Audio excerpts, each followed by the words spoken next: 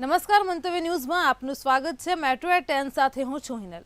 સુરતના Singanpur police station હદ વિસ્તારમાં થયેલ કિશોરીની છેડતીની ઘટનામાં પોલીસની કામગીરી પર છાંટા ઉડ્યા હતા, કેમ કે આ ઘટનાને પત્રકાર દ્વારા ઉજાગર કરવામાં આવી અને ફરિયાદમાં પોલીસે પત્રકારને પણ આરોપી તરીકે દર્શાવ્યો હતો, પણ અંતે સિંગણપુર પોલીસ દ્વારા 12 જાન્યુઆરીની ઘટનાનો ગુનો 24 જાન્યુઆરીના રોજ નોંધીને ગણતરીના કલાકોમાં જ આરોપીને રાજસ્થાનથી ઝડપી પાડ્યો છે અને આરોપીને સુરત લાવી નામદાર કોર્ટ સમક્ષ રજૂ કરી તેના 2 દિવસના રિમાન્ડ પોલીસ દ્વારા મેળવવામાં આવ્યા છે।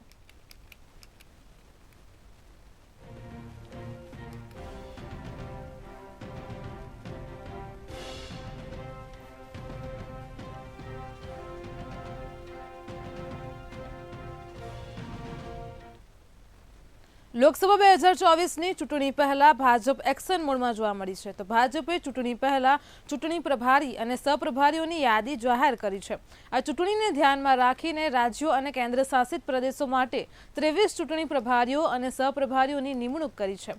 પશ્ચિમ બંગાળમાં 3 નેતાઓને મહત્તમ જવાબદારી સોંપાઈ છે। મંગલ પાંડે, અમિત માલવીય અને આશા લંકડાને પશ્ચિમ બંગાળની જવાબદારી સોંપવામાં આવી છે, તો વિજય રૂપાણીને ચંદીગઢ તેમજ પંજાબના પ્રભારી તરીકે નિયુક્ત કરાયા છે। પૂર્ણેશ મોદીને દીવ તેમજ દમણના પ્રભારી તરીકે નિયુક્ત કરાયા છે। ડોક્ટર મહેન્દ્રસિંહની મધ્યપ્રદેશના પ્રભારી તરીકે નિયુક્તિ થઈ છે। તો વાત કરવામાં આવે જો ગોવાની, તો ગોવાના પ્રભારી તરીકે આશિષ સુદનીની નિયુક્તિ કરાઈ છે। તો હરિયાણાના સહપ્રભારી તરીકે સાંસદ સુરેન્દ્ર નાગરની નિમણૂક કરાઈ છે। ઉત્તરાખંડના પ્રભારી તરીકે દુષ્યંત કુમાર ગૌતમની નિમણૂક કરાઈ છે।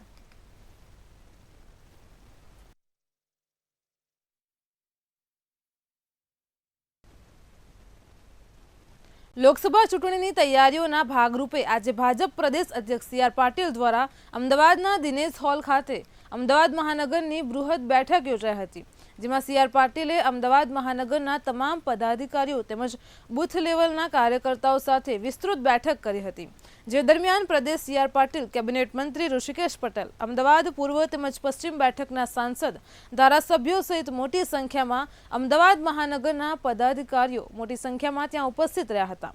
બપોરે 12 વાગ્યે શરૂ થયેલી બેઠક સવા કલાક સુધી ચાલી હતી। આ બેઠકના એજન્ડા અંગે અમદાવાદ પૂર્વ તેમજ પશ્ચિમ બેઠકના સાંસદોએ પત્રકારો સાથેની વાતચીતમાં જણાવ્યું કે આગામી લોકસભાની ચૂંટણીમાં ગુજરાતની તમામ 26 બેઠકો 5 લાખ મતોથી સરસાઈથી જીતી શકાય તે માટેની વ્યૂહરચનાની કાર્યકર્તાને સમજણ આપવા આ બેઠકનું આયોજન કરાયું છે।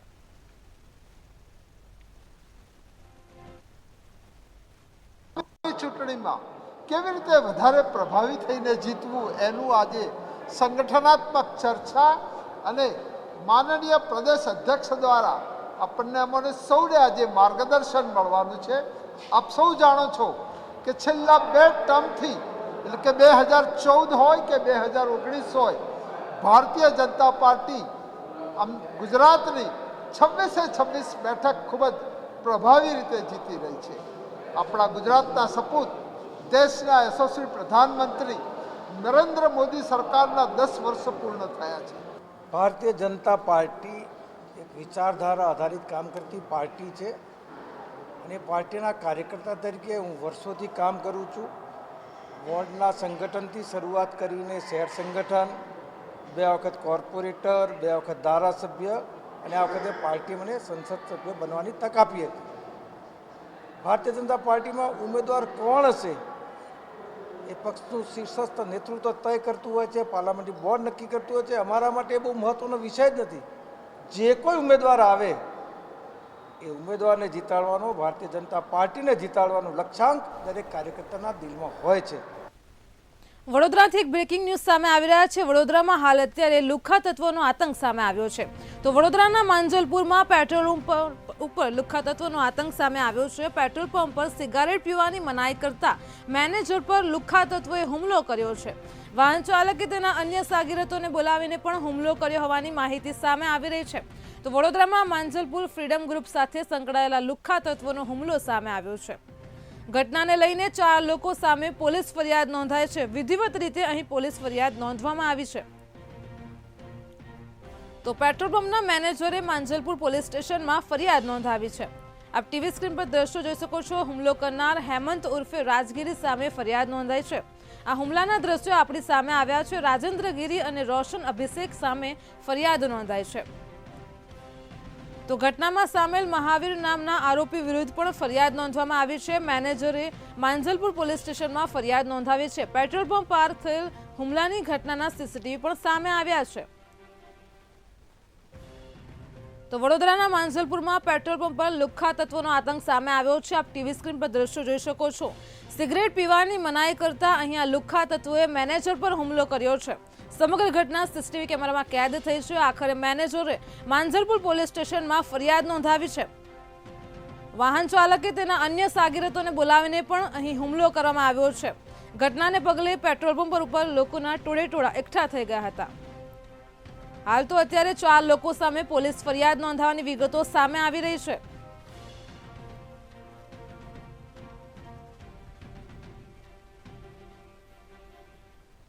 આપ ટીવી સ્ક્રીન પર દ્રશ્યો જોઈ શકો છો. અહીં વાહન ચાલકે તેના અન્ય સાગીરતને બોલાવીને હુમલો કર્યો છે.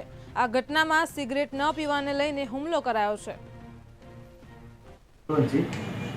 રહેણાંક માંજલપુર રાત્રે 10:15ની આસપાસ એક થાર ગાડીમાં એક અજાણી વ્યક્તિ જે પેટ્રોલ પંપ ઉપર આવી અને સિગરેટ ગાડીની અંદર પીતો હતો.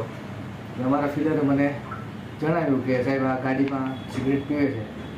જઈને મેં એને ના પાડી કે ભાઈ પેટ્રોલ પંપ ઉપર સિગરેટ પીવાની મનાય છે. એટલે એ ઈસમ નીચે ઉતરી અને મારી સાથે ગાળાગાળી કરી કે ભાઈ તું મને ઓળખે છે, હું કોણ છું, આવું તેવું. થોડીક બોલાચાલી પછી કોઈક વડીલે આવીને મામલો થોડો બધો રફાદફા કર્યો. જે ઈસમ ગાડીમાં બેઠેલો એને ગાડી સાઈડમાં લઈ અને બીજા એના મિત્રો જેને ફોન કરો એને ફોન કરી અને એ લોકો 8-10 જણા બધા ભેગા થઈને 5 થી 7 મિનિટમાં બધા આવી ગયા અને પંપ ઉપર આવીને માથાકૂટ કરવા માંડ્યા. એટલામાં મારા જે છોકરાએ મને ફરિયાદ કરેલી એ છોકરા સાથે થોડીક બોલાચાલી થઈ એટલે હું ત્યાં ગયો. એ લોકો મારી પર હુમલો કર્યો. એકી સાથે 5-6 જણા જેવું હતું અને મને થોડોક મૂઢમાં વાગેલો. મને નાકમાંથી પણ લોહી નીકળેલો અને આ હાથ ઉપર વાગેલું છે. ને તેમાં એક ઈસમની ઓળખ છે કે રાજેન્દ્ર ગીરી, જે ફ્રીડમ ગ્રુપ ચલાવે છે માંજલપુરમાં. એ ઈસમની નામ સાથે બીજા કોઈને તો ઓળખ થઈ નથી. બસ અમારી તો માંગ એ જ છે કે ભાઈ કાયદેસર જે થતું હોય એ સરકાર કરે. કેમ કે પેટ્રોલ પંપ પર સિગરેટ પીવાની બનાય છે ને મેં જો એમાં કાંઈ ખોટું કીધું હોય તો મને કે અને હું મારી જગ્યાએ સાચો છું તો એ બરોબર મારા માટે ન્યાય કરો એ અપીલ છે. તો જે હતો એ પોતે બોલેલો કે ભાઈ તું મને ઓળખે છો, આમ તેમ ફલાણું ઢીકણું કે હું કોણ છું. પછી જે ભાઈ આવ્યો એનું નામ રાજેન્દ્ર ગીરી છે. એ તો બીજા દ્વારા ખબર પડી કે ભાઈ આ રાજેન્દ્ર ગીરી પોતે જ છે. વડોદરામાં થયેલી બોટ દુર્ઘટના બાદ પણ મનપા કુંભકર્ણની નિંદ્રામાં હોય તેવા દ્રશ્યો સામે આવ્યા છે. જેમાં સુરસાગર તળાવમાં જોખમી બોટિંગ કરતા દ્રશ્યો આપણી સામે આવ્યા છે. અહીં બોટ ચાલક સહિત 5માંથી 3 લોકોએ જ લાઈફ જેકેટ પહેર્યા છે. તેમજ ઇન્સ્પેક્શનના નામે બોટ ચાલક જોખમી બોટિંગ કરાવતો જોવા મળ્યો હતો. આવેલ સુરસાગર તળાવમાં હાલમાં જોવામાં આવ્યું હતું કે એક બોટ ફરી રહી હતી, ઇલેક્ટ્રિક બોટ હતી. એમાં લોકો બેઠેલા હતા, લાઈફ જેકેટ પહેર્યા ન હતા. જ્યારે તેમને પૂછવામાં આવ્યું ત્યારે અલગ પ્રકારની કંઈ દાદાગીરી કરી રહ્યા હતા. જો વડોદરા શહેરના તળાવો ઊંડા હોય, લોકોને ડૂબી જવાનો ભય એવા બોર્ડ લાગ્યા હોય છતાં પણ લાઈફ જેકેટ વગર સુરસાગરની અંદર ઇન્સ્પેક્શન કરવા આવે તેવું જણાવીને ફરતા આવા તત્વો સામે વડોદરા શહેરના કલેક્ટર સાહેબ, વડોદરા શહેરના પોલીસ કમિશનર અને વડોદરા શહેરના માન્ય મ્યુનિસિપલ કમિશનરે તાત્કાલિક પગલાં ભરવા જોઈએ. સુરતમાં ઓલપાડ તાલુકાના વિકાસના કામોનું લોકાર્પણ વન અને પર્યાવરણ મંત્રી મુકેશ પટેલના હસ્તે ભાદોલ ગામેથી કરવામાં આવ્યું હતું. વિકાસના વિવિધ કામોમાં પીએમ આવાસ યોજના હેઠળ મંજૂર થયેલ 558 જેટલા નવા આવાસોનું ખાતમુહૂર્ત ઉપરાંત તાલુકાના વિવિધ રોડ રસ્તાઓ સહિત 107 કરોડના કામોનું લોકાર્પણ કરવામાં આવ્યું છે. આ પ્રસંગે ઓલપાડ તાલુકા પંચાયત પ્રમુખ નીતાબેન પટેલ સહિત વિવિધ આગેવાનો અને લાભાર્થીઓ ઉપસ્થિત રહ્યા હતા. એ લોકો એક પણ ઝૂંપડામાં ના રહે અને દેશના વડાપ્રધાન નરેન્દ્રભાઈ મોદી સાહેબનું સપનું એક પણ ભારત દેશનો નાગરિક ઝૂંપડામાં ન રહે, એ જ રીતે 195 પર વિધાનસભાની અંદર એક પણ નાગરિક ઝૂંપડામાં ન રહે એના માટેની અભિયાન ચાલીને અમે 558 જેટલા આવાસો મંજૂર કરીને ખાતમુહૂર્ત અમે કર્યા છે અને 3 મહિનાની અંદર આવાસ પણ તૈયાર થઈ જશે. સાથે સાથે 160 કરોડના અલગ અલગ કામોનું પણ આજે અમે ભૂમિપૂજન કર્યું છે, લોકાર્પણ કર્યું છે. 2 દિવસ માટે ગાંધીનગર ખાતે ફિલ્મફેર એવોર્ડ્સનું આયોજન કરવામાં આવ્યું છે. તો ગિફ્ટ સિટી ખાતે પ્રથમ વખત ફિલ્મફેર એવોર્ડ્સનું આયોજન થઈ રહ્યું છે. ત્યારે એવોર્ડ્સ કાર્યક્રમને લઈને બોલિવૂડ સ્ટાર ગાંધીનગર પહોંચ્યા છે. ફાલ્ગુની પાઠક, કરિશ્મા તન્ના ગાંધીનગર ખાતે પહોંચી ગયા છે. જ્યારે કરણ જોહર, રણબીર કપૂર પણ અમદાવાદ એરપોર્ટ ખાતે પહોંચ્યા હતા. ત્યારે ફિલ્મફેર એવોર્ડમાં વિશેષ ભોજનની તૈયારી કરાઈ છે. ભોજનમાં આંતરરાષ્ટ્રીય અને લોકલ વાનગીઓ પીરસાશે, જેમાં મોહનથાળ, સ્પાઇસ એપ્રિકોટ ચોકલેટ, ગુલાબ પાક, સુખડી, રાગી, ઢોકળા, ઊંધિયું, કઢી, ખીચડી જેવી વિવિધ વાનગીઓ તૈયાર કરવામાં આવી છે.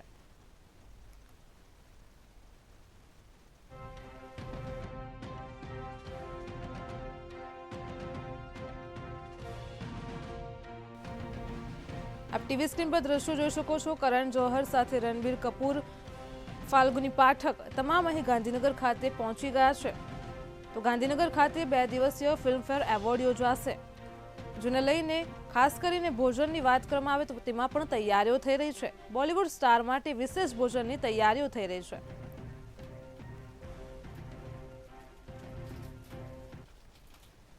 વડોદરામાં નગર પ્રાથમિક શિક્ષણ સમિતિ સંચાલિત શાળામાં વિદ્યાર્થીઓ જોખમી રીતે અભ્યાસ કરતા જોવા મળ્યા છે. અહીં વાસણા રોડ ઉપર આવેલી રાજા રામમોહન રાય પ્રાથમિક શાળાની હાલત દયનીય બની છે. ઇમારતમાં ઠેર ઠેર તિરાડો પડી છે અને પિલ્લરના સળિયા પણ બહાર આવી ગયા છે. ત્યારે 1992માં નિર્માણ પામેલી શાળા નવીન વિકાસ ઝંખી રહી છે. ત્યારે આ શાળામાં ભણાવતા શિક્ષકોમાં પણ જ્ઞાનનો અભાવ જોવા મળ્યો હતો. તેમજ બોર્ડ પર શહેરના મ્યુનિસિપલ કમિશનર તરીકે દિલીપ રાણાને સ્થાને અનુપમસિંહ ગેહલોતને દર્શાવતા વિવાદ વકર્યો છે.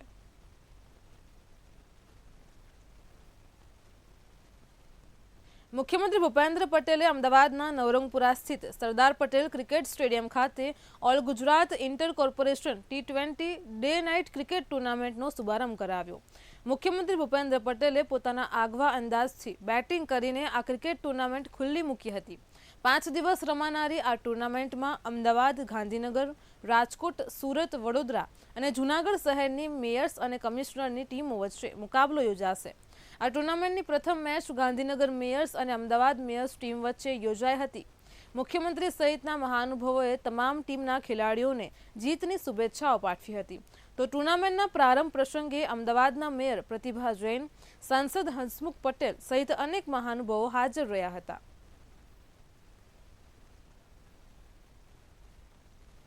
સુરતમાં માનવતા મહેકી હોય તેવો કિસ્સો સામે આવ્યો છે. આ સમગ્ર ઘટનામાં ભાડાના ઘરમાં રહેતા વ્યક્તિના 4 લાખ પડી ગયા હતા, જેને મંત્રી પ્રફુલ પાનસેરિયાની ઉપસ્થિતિમાં મૂળ માલિકને સુપરત આપવામાં આવ્યા છે. વ્યક્તિ ઘરેણાં વેચીને મકાન લેવા માટે 4 લાખ લઈને જતો હતો, જેમાં યોગી ચોક વિસ્તારમાં રસ્તા પર 4 લાખ પડી ગયા હતા. જે રૂપિયા મુકેશ તણાવિયાને મળતા તેણે મંત્રી પ્રફુલ પાનસેરિયાને જાણ કરી હતી, જે બાદ મૂળ માલિકની શોધખોળ રૂપિયા પરત આપવામાં આવ્યા હતા. વિસ્તારમાં અશોકભાઈ જીવરાજભાઈ મુંજાણી કે જેઓ પોતે મકાન લેવા માટે પોતાના ધર્મપત્નીના ઘરેણાં ઉતારીને એક જ્વેલર્સની અંદર વેચવા જાય છે. આ 4 લાખ રૂપિયા અને સમથિંગ રકમ એના હાથમાં આવે છે. પૈસા બંને જોડે હતા ને પડી ગયા. અને એવા જ સમયે મુકેશભાઈ તળાવિયા જેઓ પ્રમુખ સાયા સોસાયટીમાં રહે છે, એ પણ ભાડાના મકાનમાં એને આ પૈસા મળ્યા છે. હવે તે દિવસે એવું બનેલું કે હું એક મારા મિત્રની દુકાનેથી પૈસાની મારે થોડી જરૂર હતી, એટલે હું ત્યાંથી લઈને આવતો હતો. થેલીની અંદર ટોટલ 4,72,000 રૂપિયા હતા. પણ ગાડીની આગળ મેં થેલી ટીંગાડેલી હતી, પણ બમ્પ આવ્યો જરીક એટલે ખબર ન રહી, પણ એમાંથી નીચેથી થેલી તૂટી ગઈ અને એમાંથી 4 લાખ રૂપિયા મહાલક્ષ્મી સોસાયટીની અંદર પડી ગયા. મારી ફેક્ટરી હું બપોરે 1:30 થી 2ના ગાળામાં જતો હતો, તો રસ્તામાં પૈસા પડેલા સોસાયટીની શેરીમાં અને નીચે પડ્યા એટલે 8 બંડલ એમનું ભાળી ગયું. એટલે મેં કીધું ખોટા છે સાસા છે. પહેલાં એક બંડલ લઈને તપાસ કરી, પછી મેં જોયું કે આ સાસા છે, ખાસા છે. પછી બધા બંડલ લઈ લીધા. પછી આજુબાજુમાંથી બહેનો આવ્યા એને કહી દીધું કે ભાઈ આ કોઈના પૈસા પડી ગયા છે તો અહીંથી લઈ જાઓ, ઓલા હું મારી ઘરે લઈ જાઉં છું અને જેના હોય એના લઈ જાય. રાજકોટના ગોંડલમાં સ્કૂલમાં રેગિંગની ઘટનાને લઈને રાજ્ય શિક્ષણ મંત્રી પ્રફુલ્લ પાનસેરિયાનું નિવેદન સામે આવ્યું છે, જેમાં તેમણે જણાવ્યું હતું કે ખાનગી સ્કૂલ અને હોસ્ટેલમાં પ્રેમ, દયા, કરુણાનું મોટિવેશન કાર્યક્રમ રાખવો જોઈએ. દરેક મા બાપને પોતાના દીકરાની ચિંતા હોય છે. બીજી વાર આ ઘટના ન બને તેનું ધ્યાન રાખીશું. જ્યારે આણંદની શાળામાં શિક્ષકો દ્વારા 2 વિદ્યાર્થીઓને મારવા મામલે પ્રફુલ્લ પાનસેરિયાએ જણાવ્યું હતું કે શિક્ષક કે આચાર્યને આ રીતની હરકત ન કરવી જોઈએ. તેમના પર એક્શન લેવા આદેશ આપી દેવામાં આવ્યા છે અને આ ઘટના અમાનવીય છે.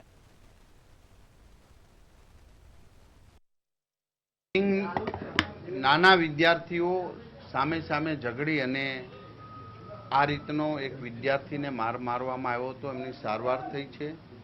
એ બંને વિદ્યાર્થીઓને સસ્પેન્ડ કરવામાં આવ્યા છે. પોલીસ કેસ, કારણ કે એની એજ હજી 15 વર્ષથી નાની છે, માટે પોલીસના જે માનવ અધિકારના નિયમ પ્રમાણે એની કાર્યવાહી થઈ છે.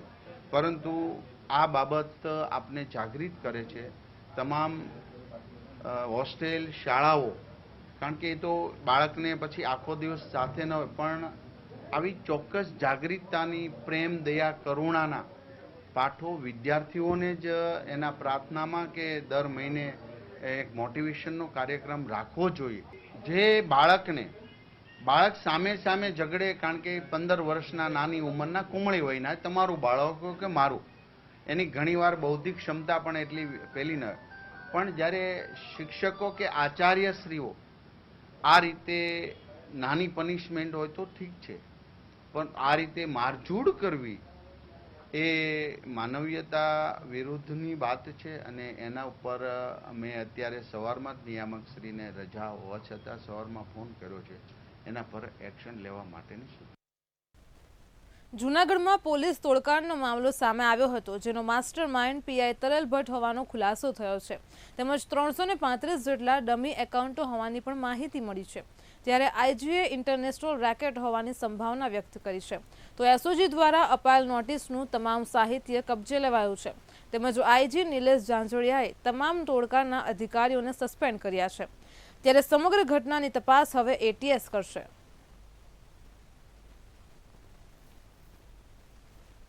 આ રેકોર્ડનો અભ્યાસ કરતા સંપૂર્ણપણે ગેરકાયદેસર રીતે ખોટા દસ્તાવેજો ઊભા કરી અને 335 કરતા પણ વધારે ખાતાઓ ફ્રીઝ કરી દેવામાં આવેલા.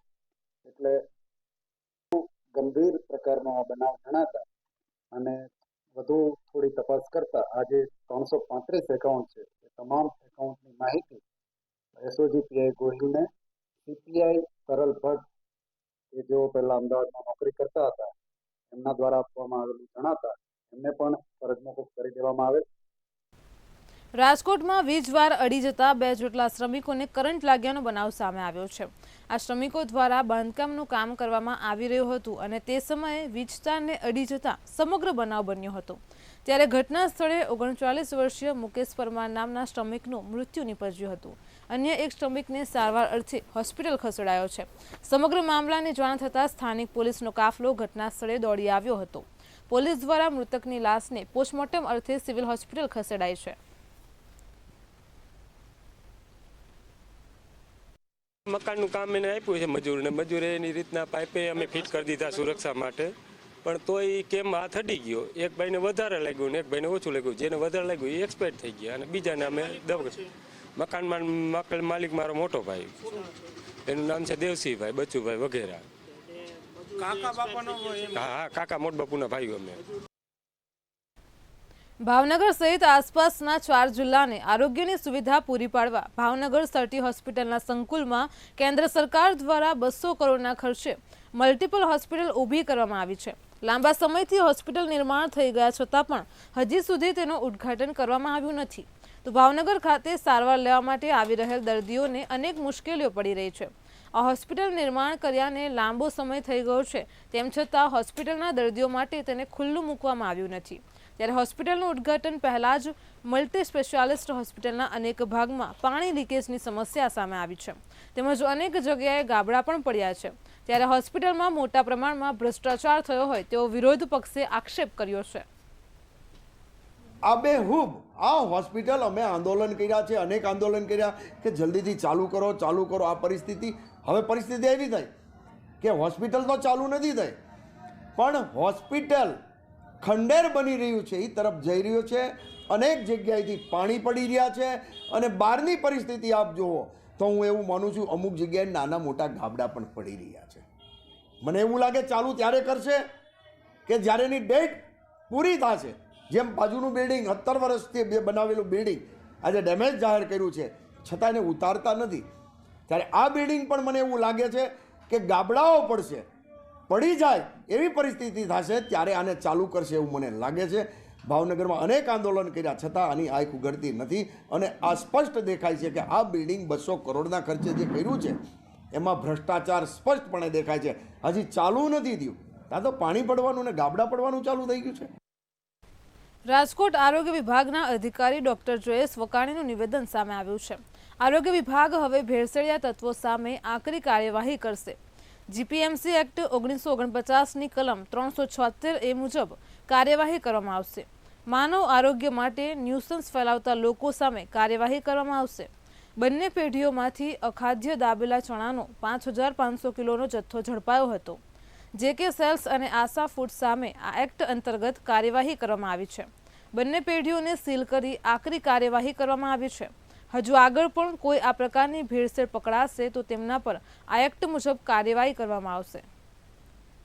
રાજકોટ મહાનગરપાલિકાની ફૂડ શાખા દ્વારા ગત સપ્તાહે 5200 કિલો જેટલો દાબેલા ચણાના ઉત્પાદન કરતા 2 એકમો છે, એમાંથી 5200 કિલો જેટલો જથ્થો છે અખાદ્ય ચણાનો જથ્થો છે ડિસ્કાર્ડ કરવામાં આવ્યો હતો, જેમાં ફૂગ વળેલા દાબેલા ચણા, શંખ જીરું પાવડર મિશ્રિત જે છે ફાઇનલ પ્રોડક્ટ, આ ઉપરાંત દાજ્યું તેલ વગેરેના સેમ્પલ પણ લેવામાં આવ્યા હતા। પરંતુ ત્યારબાદ માનનીય કમિશનર સાહેબની સૂચના અન્વયે આ બંને એકમો છે એ અખાદ્ય જથ્થો છે એ ઉત્પાદન કરતા હોય ને ડાયરેક્ટલી માનવ આરોગ્ય સાથે છે જોખતા હોય ને ન્યુસન્સ વેલ્યુ ક્રિએટ કરતા હોય તો એનો એ ધ જીપીએમસી એક્ટની 1949ના એક્ટની જે છે એ કલમ 376A અન્વયે આ બંને એકમો છે એ આશા સેલ્સ અને જેકે ફૂડ્સ નામની બંને પેઢીઓ છે એ સીલ કરવામાં આવી છે। રાજકોટમાં આરએમસી તંત્રની ગંભીર બેદરકારી સામે આવી છે। તો રાજકોટમાં આરએમસી તંત્રની માલિકીવાળા વાહનો પ્રદૂષણ ફેલાવી રહ્યા છે। ત્યારે રાજકોટમાં પ્રદૂષણનું પ્રમાણ વધી રહ્યું છે, જેને લઈને તબીબોએ દાવો કે વાહનોના પ્રદૂષણથી લોકોના આરોગ્યને જોખમ થઈ રહ્યું છે તેવો દાવો કર્યો છે, જેનાથી ફેફસાને લગતા ગંભીર રોગોનો પ્રદૂષણથી વધારો થઈ રહ્યો છે। પ્રોબ્લેમને કારણે ઘણી વખત જે અપૂર્ણ દહન એટલે કે કમ્પ્લીટ કોઈ પણ ફ્યુલ જે છે પેટ્રોલ ડીઝલ અથવા સીએનજી છે એનું અપૂર્ણ દહન થાય તો કાળો ધુવાળો છે એ આપણને હેવી મેટલ્સની સાથે સાથે કાર્બન મોનોક્સાઇડ અને સલ્ફર સહિતના ઘણા બધા પ્રદૂષકો છે એ વાતાવરણમાં વખતા હોય છે। ખાસ કરીને શિયાળામાં આપણે સવારે અને સાંજે છે એ ફોગ છે, ડેન્સ ફોગ છે જોવા મળે છે, એમાં ખાસ કરીને આવા વાહનો છે એનો ફાળો છે એ વધારે જોવા મળતો હોય છે। આ વાહનો જે છે એનો ધુવાળો છે ડાયરેક્ટલી ઓર ઇનડાયરેક્ટલી તમારા ફેફસા ઉપર છે ખૂબ વિપરીત અસર છે એ કરતા હોય છે। ખાસ કરીને એલર્જન્ટ, તમને વ્યક્તિને એલર્જીક રિએક્શન આવવાની શક્યતા છે, શરદી ઉધરસ છે, આ ઉપરાંત કફિંગ અને ઘણી વખત અસ્થમાના રોગી હોય તો અસ્થમાનો એટેક પણ આવવાની શક્યતા વધારે હોય છે। જામનગર રાજકોટ હાઈવે ઉપર ઢોલના લૈયારા ગામ નજીક અકસ્માત સર્જાયો હતો। તો જામનગરથી રાજકોટ ગેબનસા પીરની દરગાહના ઉર્સમાં જતી વખતે બાઇક રેસ દરમિયાન યુવકે બાઇક પર કાબુ ગુમાવતા અકસ્માત સર્જાયો હતો। આ ગોઝાર અકસ્માતમાં બાઇક ચાલક વિમલ પરમાર ગંભીર રીતે ઇજાગ્રસ્ત થતા તેમના મિત્ર દ્વારા ઢોલ સરકારી હોસ્પિટલે ખસેડવામાં આવ્યા હતા। હોસ્પિટલમાં ટૂંકી સારવાર બાદ આ યુવકનું મોત થયું હતું।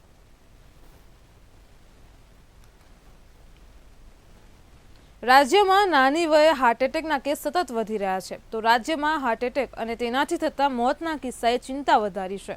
ત્યારે સુરતમાં વધુ એક યુવાનનું હાર્ટ એટેકથી મોત થયું હોવાનું સામે આવ્યું છે। પાંડેસરા વિસ્તારમાં આવેલી સોસાયટીમાં 30 વર્ષીય યુવાનને હાર્ટ એટેક આવતા તેનું મોત થયું હતું। યુવાન સવારે ઉઠ્યો અને ત્યાં જ તે ઢળી પડ્યો હતો, જ્યારે યુવકને હોસ્પિટલ ખસેડાતા ફરજ પરના તબીબે તેને મૃત જાહેર કર્યો હતો। યુવકના મોતના પગલે પરિવારમાં શોકનો માહોલ છવાઈ ગયો છે।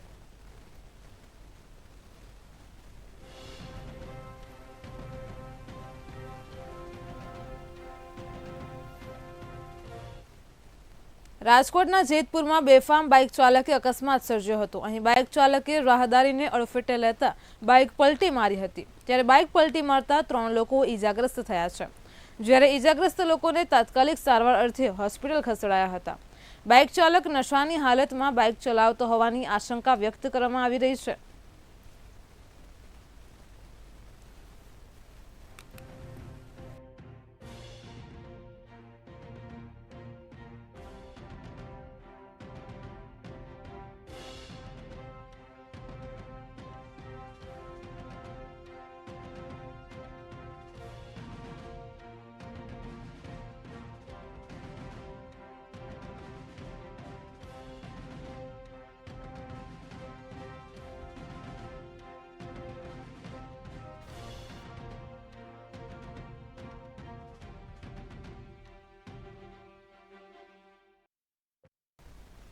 મેટ્રો એટ 10 માં હાલ આટલું જ। વધુ સમાચારો માટે જોતા રહો મંતવ્ય ન્યૂઝ। નમસ્કાર।